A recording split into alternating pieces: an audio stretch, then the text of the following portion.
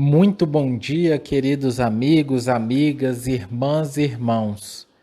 Como é bom nós estarmos reunidos para estas reflexões sobre o Evangelho.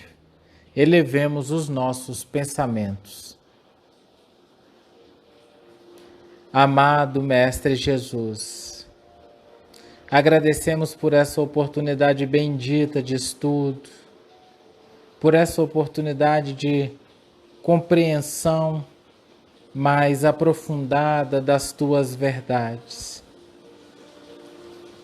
Que consigamos transcender a matéria, nos elevar e nos conectar com as equipes maiores, ampliando os nossos pensamentos e sentimentos no amor, para que essas verdades tenham um solo fértil em nosso coração.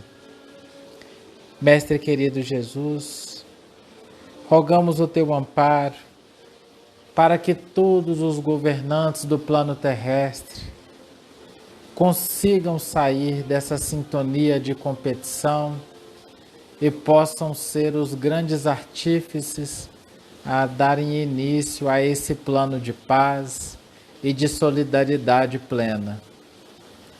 Que as equipes que acompanham este Evangelho possam visitar cada lar que agora nos acompanha, levando a esses irmãos o bálsamo do consolo e da esperança, para que tenhamos forças para seguir sempre em frente.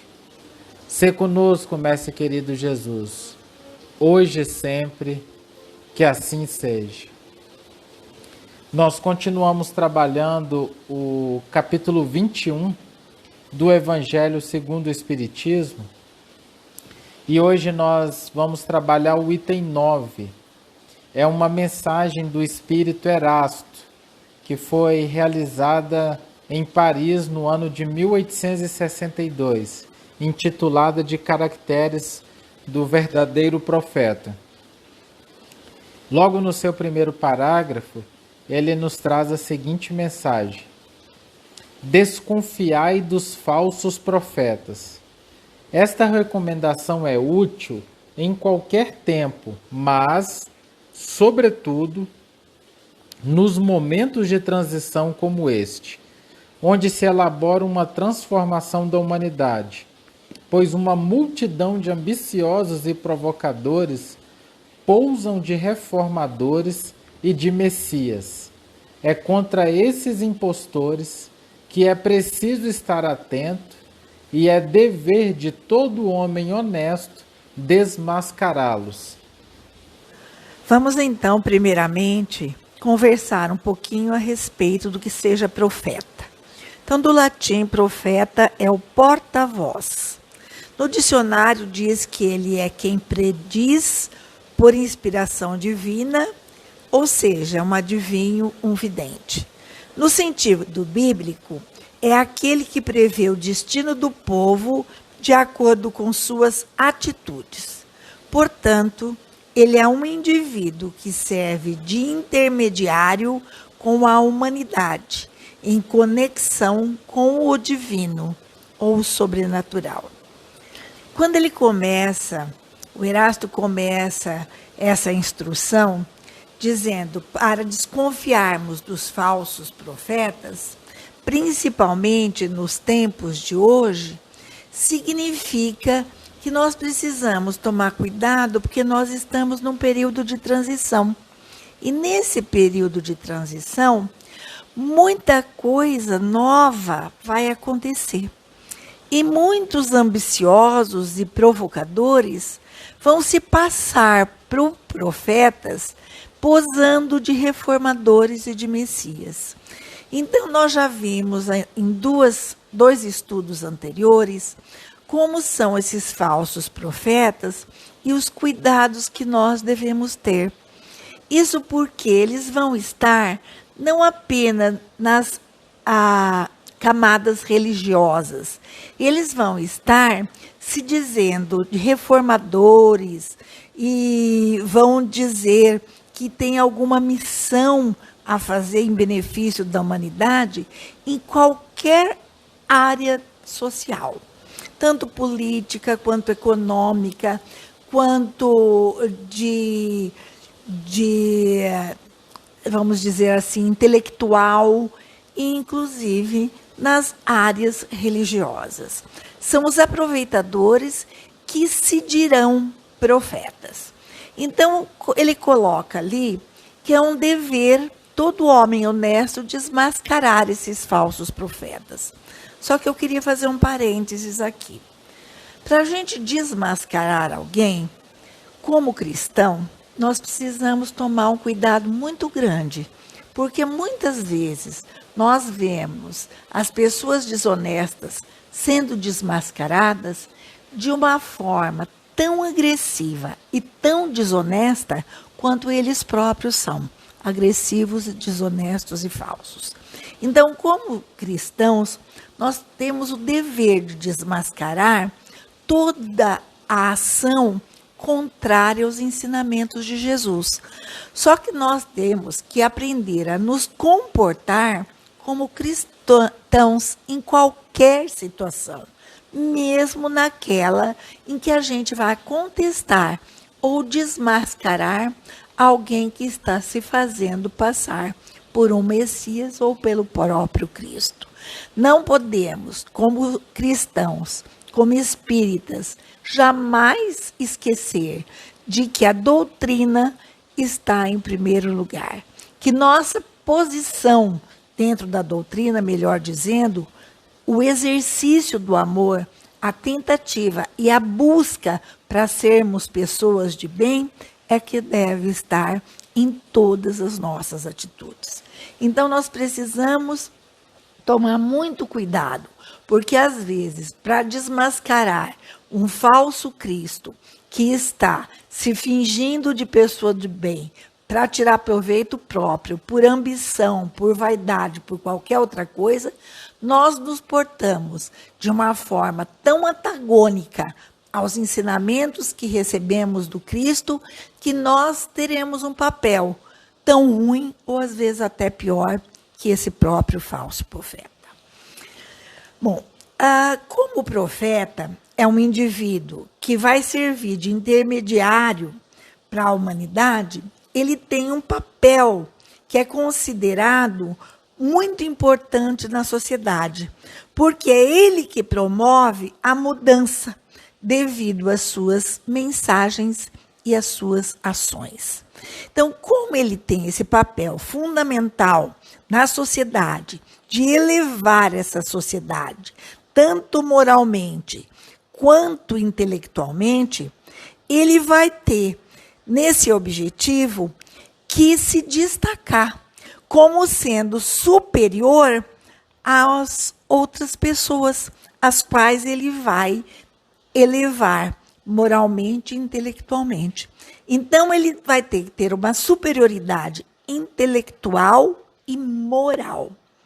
Isso toda vez que é dada uma missão a alguém, em qualquer categoria, sempre a pessoa que vai exercer essa missão, ela tem que ser superior àqueles que serão conduzidos por ela nessa missão. Se a gente tem essa noção, imaginem Deus e a espiritualidade superior. Eles jamais designariam uma pessoa inferior para ser um profeta, para ser um missionário, para ter a responsabilidade de elevar a sociedade, de elevar a humanidade por um patamar maior, tanto em intelectualidade quanto em moralidade.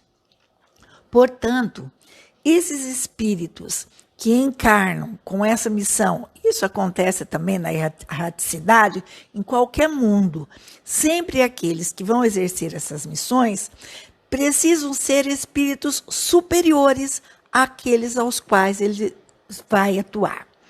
Então, eles têm que ser superior em inteligência e em moralidade.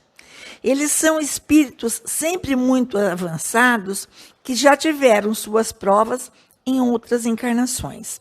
A gente precisa tomar um pouquinho de cuidado quando vai analisar o profeta no sentido cristão, porque muitas vezes nós temos líderes e pessoas que se colocam numa missão e que são, de fato, intelectualmente muito superiores, porém, moralmente não. Nós temos um exemplo muito desastroso na nossa humanidade, que foi Hitler. Ele era uma pessoa intelectualmente muito superior e se achava com uma missão.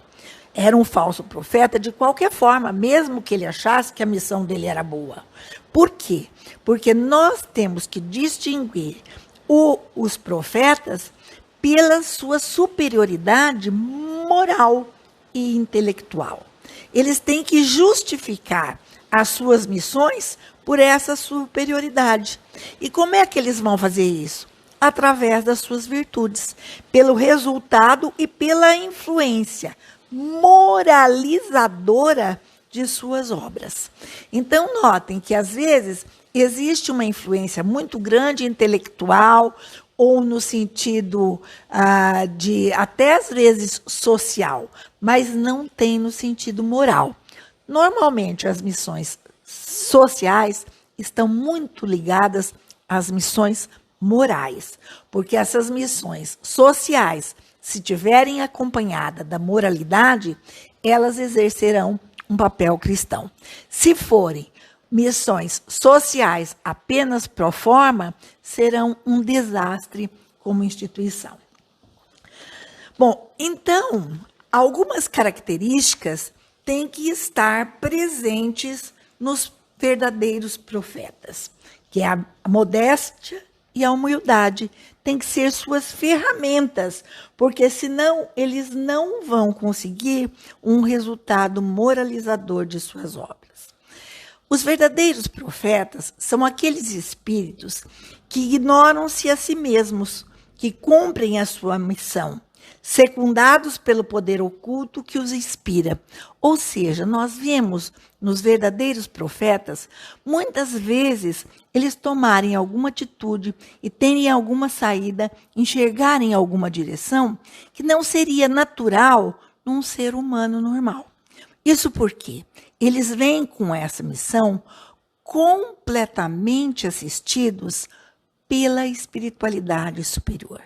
Ele é um espírito superior que tem maior sintonia com essa espiritualidade superior. E essa espiritualidade o conduz, o apoia, o direciona para aquela missão que ele tem que exercer. Portanto, nós precisamos observar as virtudes daquele que se diz profeta. Porque os verdadeiros profetas, eles são caridosos e indulgentes, humildes e modestos. Eles são caracterizados pela sua bondade, pelo seu amor.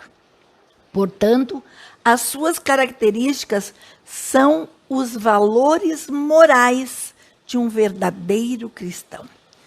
Isso a gente fala no âmbito cristão, mas a gente também pode ver que existem profetas, vamos dizer assim, existem pessoas na humanidade que às vezes nem se deram conta da importância do Cristo, nem se deram conta de analisar o espírito cristão, por conta, muitas vezes, de uma desvirtualidade das pessoas que propagaram Cristo, de tantas barbaridades feitas em nome de Cristo.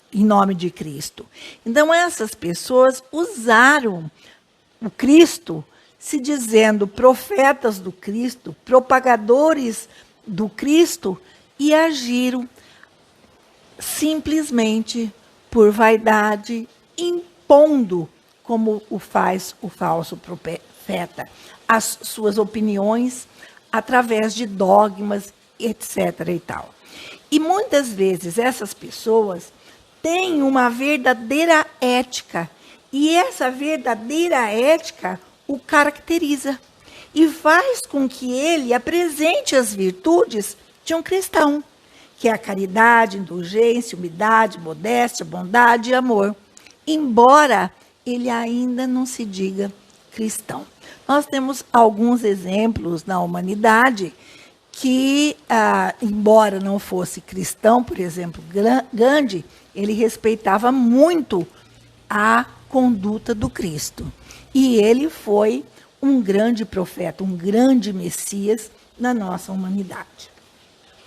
Então, os verdadeiros profetas são aqueles que se revelam pelos seus atos. Eles não precisam dizer que são melhores, eles não precisam dizer que são caridosos, eles não precisam dizer que são indulgentes, eles não precisam dizer que são humildes, não precisam se rotular como modestos, não precisam fingir bondade, porque eles possuem o amor.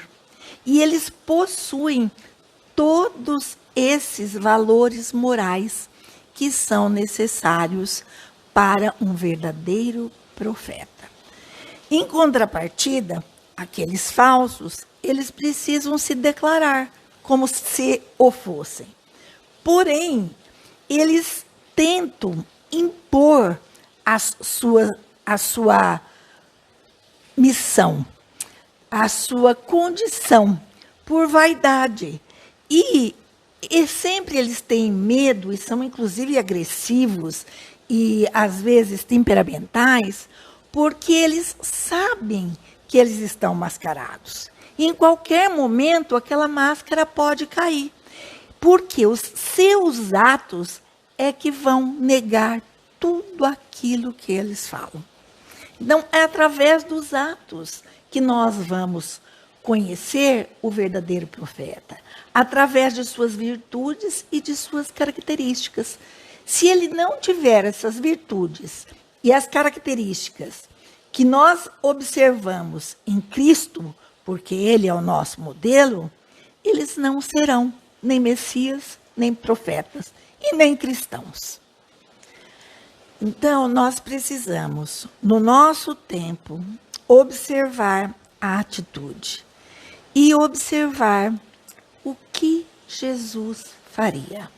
Se Jesus estivesse aqui, se um espírito superior estivesse aqui, pensemos naquele que nós estamos julgando ou pensando que é um profeta, se ele está fazendo de acordo com eles.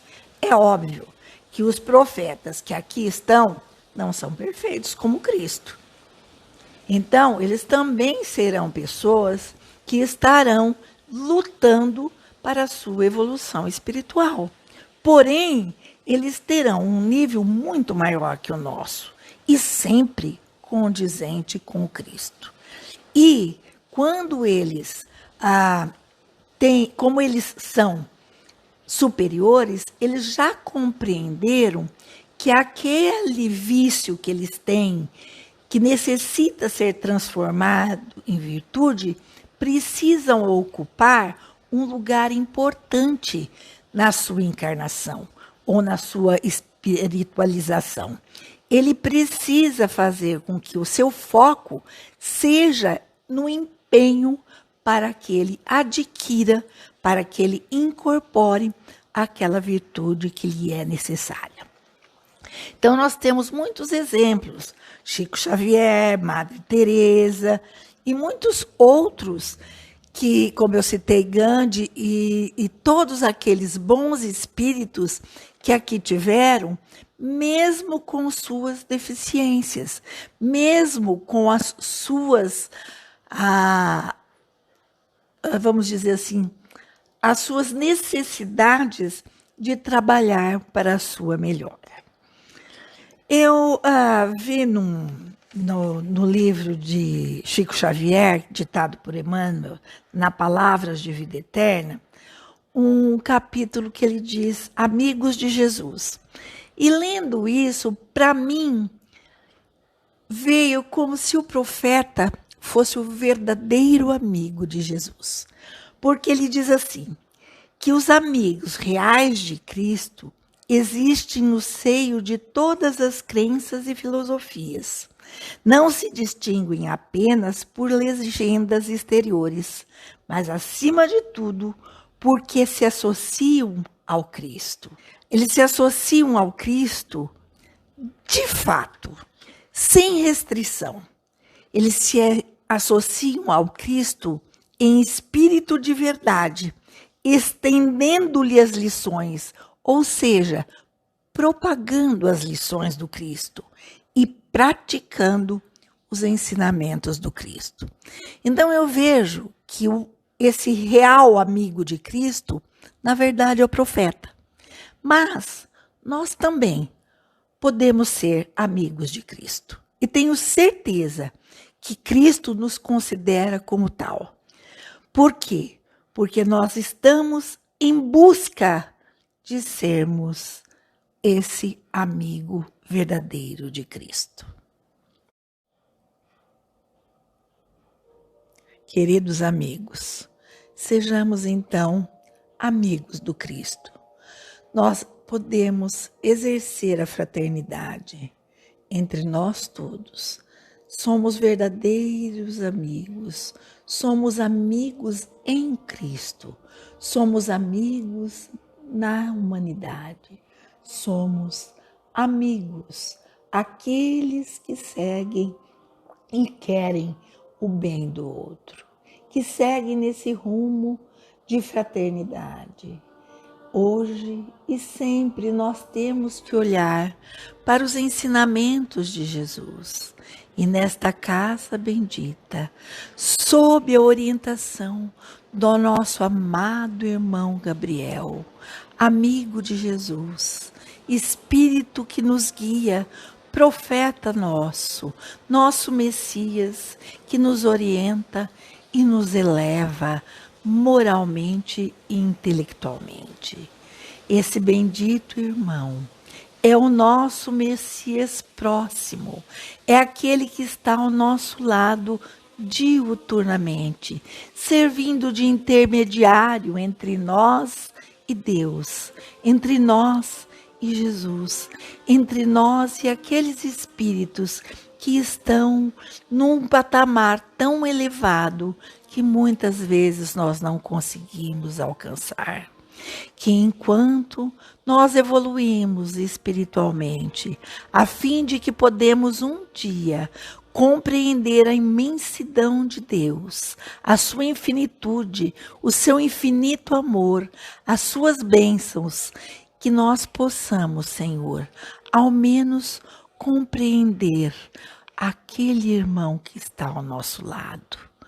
E através dos ensinamentos de Jesus, intermediados pelo nosso amado irmão Gabriel, nós possamos exercer esses ensinamentos. Que nossas atitudes também nos revelem como cristãos, nos revelem como trabalhadores na seara de Jesus e que nós possamos contribuir para que este planeta bendito de regeneração possa se iluminar de tal forma que ilumine todos aqueles que estão gerenciando as nações desse planeta, não só como presidentes, reis, primeiros ministros, líderes políticos, mas acima de tudo, como líderes religiosos, líderes sociais, líderes inclusive intelectuais, que a moralidade e a ética possam estar presentes em cada um deles e que todos nós aprendamos a renunciar à vaidade e ao individualismo em prol de toda a humanidade. E assim, pedimos, Pai, que nos dê muita luz, muita paz e muita direção para seguirmos merecedores de filhos de Deus. Que assim seja.